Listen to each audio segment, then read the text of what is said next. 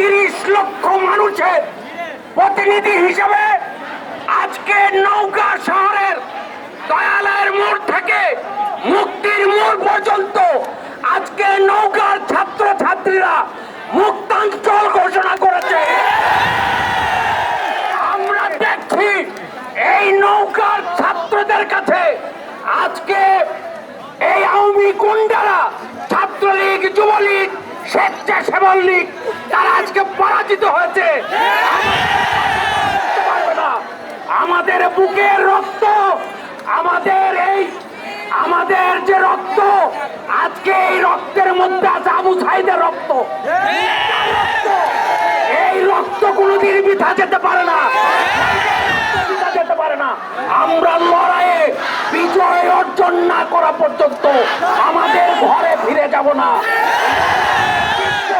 জিতবো এবং জিতেই আমরা ঘরে ফিরবো।